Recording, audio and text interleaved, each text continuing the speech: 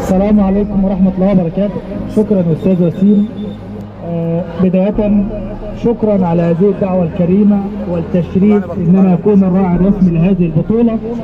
بصراحة اهالي قرية 56 عاملين عظمة على ارض 56.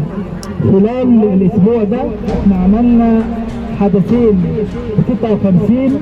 اول حدث كان تكريم حفظة القرآن الكريم وتكريم اصحاب الناس الجامعيين، اطباء وصيادله ومحاسبين ومحامين. بصراحه 56 بتعمل عظمه على كل المستويات، المستوى التعليمي ومستوى تحفيظ القران والمستوى الرياضي والمستوى الثقافي. 56 بتعمل حاله مختلفه. 56 شبابها الواعي والمثقف بيعملوا حاجه محترمه على ارض الواقع.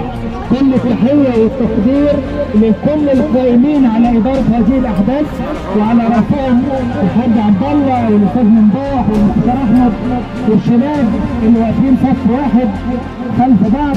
كل التحيه والتقدير لشباب 56 الواعي والمثقف، عاملين عظمه. والنهارده لو انا بهدي جايزه النهارده ههديها للجمهور، جمهور محترم، سيدات وشباب واطفال، روح جميله ما بنشوفهاش من زمان، حاجه مشرفه. كل التقدير والاحترام للحاضرين، كل باسمي وشخصه، وشكرا لحضراتكم. شكرا.